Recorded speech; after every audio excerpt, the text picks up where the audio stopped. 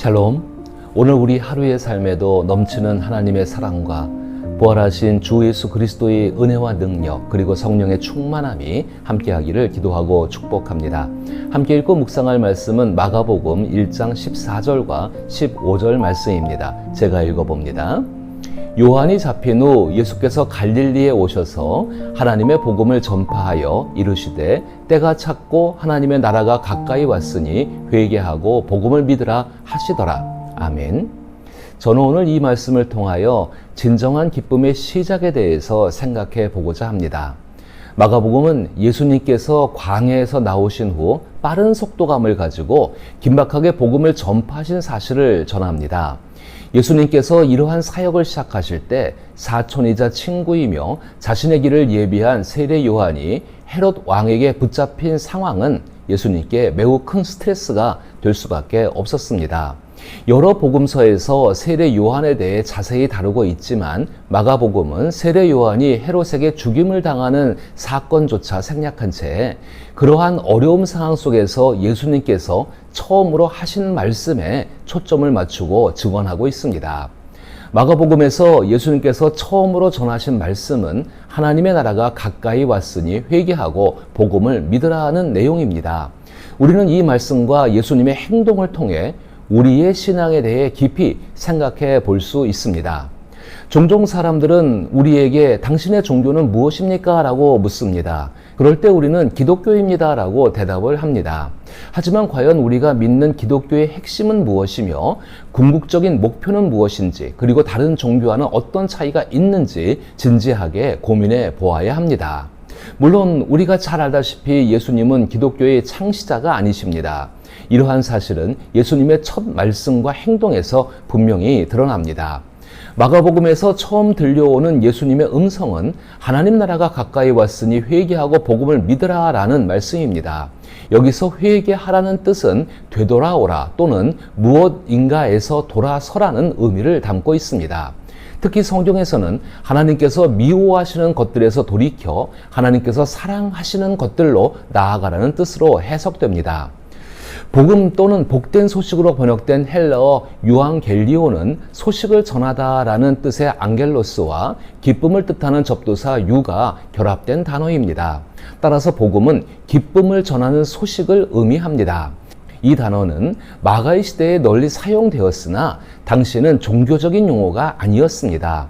당시 복음은 흔한 소식이 아니라 역사와 삶의 흐름을 바꿀 만큼 크고 중대한 소식을 가리켰습니다. 예를 들어 예수님과 마가 당시에 고대 로마 비문에는 가이사 아구스도 복음의 시작이다라는 문구가 새겨져 있었습니다. 이 비문은 로마 황제 가이사 아구스도의 탄생과 즉위 과정을 기록한 것으로 대관식이나 승리에 관한 소식이 곧 복음으로 전해졌음을 보여줍니다. 그리스에서는 마라톤 평원 전투 혹은 로마 시대에는 파르살루스 전투에서 페르시아 침략군을 상대로 대승을 거두었거나 내전에서 황제가 승리한 후 각 도시마다 사자 즉 전령을 통해 황제의 승리 소식 즉 복음을 전했던 것입니다. 이 전령은 황제가 여러분을 위해 싸워 승리를 거두었소. 이제 여러분은 노예가 아니라 자유인입니다. 라는 메시지를 전달했던 것입니다.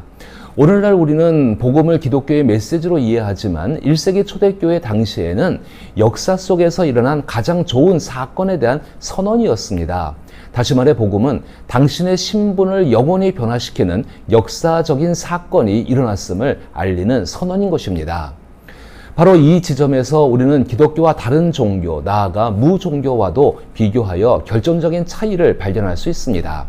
다른 종교들의 본질은 조언이지만 기독교의 본질은 소식입니다. 다른 종교들은 이렇게 말합니다. 신과 영원한 교제를 나누기 위해서는 이렇게 살아야 하며 그래야만 신 앞에 설 자격을 얻을 수 있다. 반면 복음의 메시지는 전혀 다릅니다. 이 사건이 역사 속에서 실제로 일어났다. 바로 예수님의 삶과 죽음 그리고 부활이다. 이로써 당신이 하나님께 나아갈 길이 열렸다. 이처럼 기독교는 완전히 다릅니다. 기독교는 기쁨이 넘치는 소식입니다. 우리가 흔히 이렇게 살아라라는 인생을 살아가는데 좋은 조언을 들으면 어떤 기분이 드십니까?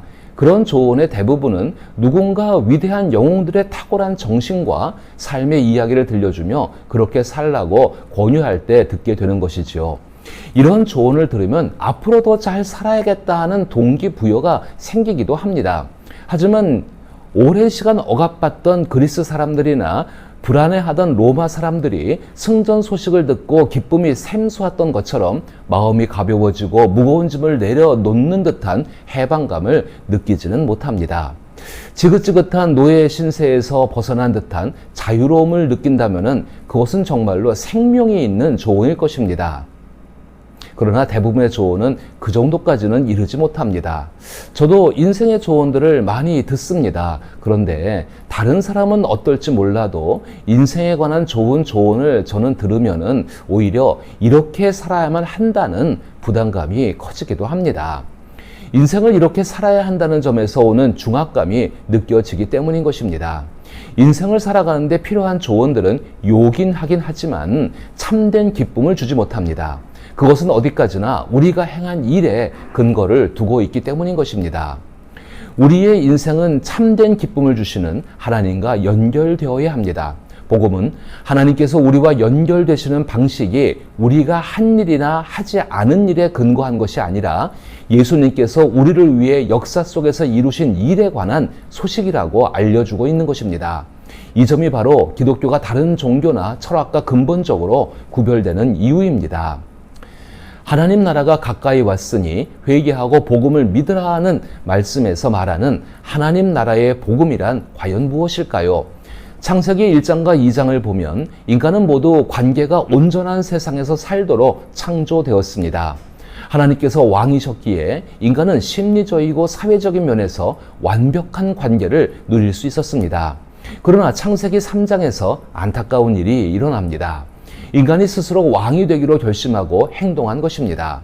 이로 인해 우리는 결국 자기 중심적인 길을 걷게 되었습니다. 이 자기 중심주의는 모든 관계를 무너뜨립니다. 자기 중심적인 태도만큼 우리를 불행하게 만들고 삶을 지루하고 재미없게 만드는 것도 없습니다. 내 기분이 좋을 때 주변 사람들이 나를 잘 대해주고 내가 성공할 때만 모든 것이 좋아 보이지만 그것은 오직 나 자신만을 생각하는 정적인 삶에 불과한 것입니다. 마치 자연 속 시냇가에 놓인 바위처럼 자기 중심주의라는 정적인 바위 같은 존재는 흐르는 물의 흐름에 부딪혀 결국 고요한 물의 흐름을 부서뜨리고 파괴합니다. 반면 고요하면서도 힘차게 흐르는 거대한 강물을 떠올려 보십시오. 그 강물의 표면에는 바위가 없습니다.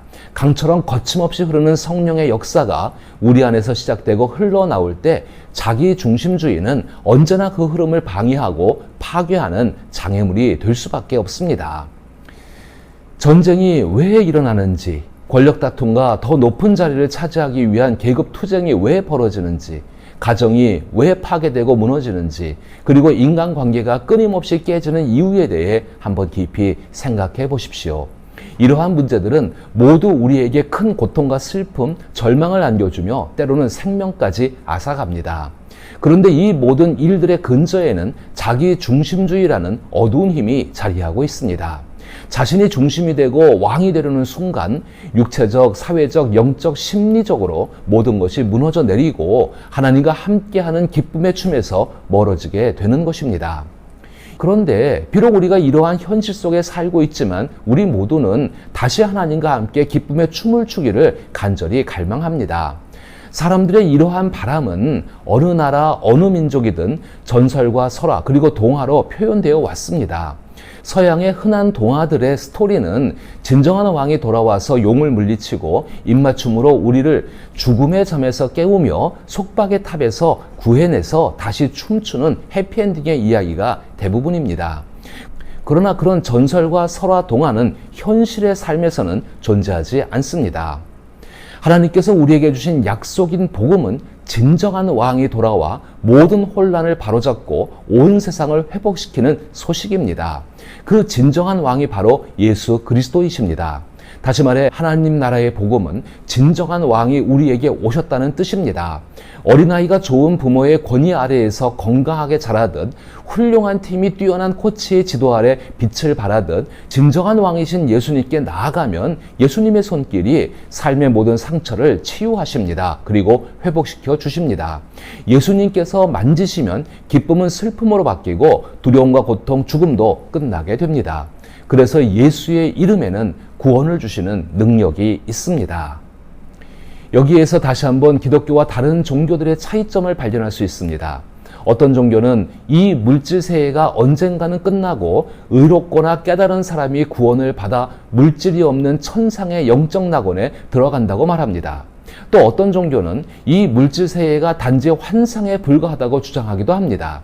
심지어 죽음의 불길이 이 땅과 그 안의 모든 만물을 태워 없애버린다고 믿는 무리도 있습니다.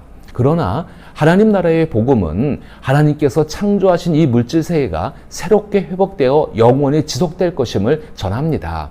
모든 만물이 새롭게 회복되는 그때는 십자가에서 죽으시고 부활하신 예수께서 이 땅에 다시 오시는 때입니다. 그때가 되면 버리고 싶어도 완전히 버릴 수 없었던 자기 중심적인 나의 자아가 완전히 변화되어 예수님과 함께 있어도 손색이 없는 예수님의 모습처럼 될 것입니다. 또한 무너지고 병들어 썩어가는 나의 몸, 죽음을 경험한 나의 몸이 완전히 부활하신 예수님의 몸처럼 하나님을 기쁘시게 할 것입니다. 그때 우리는 이 땅에서 희미하게만 알았던 하나님의 사랑과 기쁨, 은혜를 서로 얼굴을 마주하며 너무나도 확실하게 알게 되고 누리게 될 것입니다.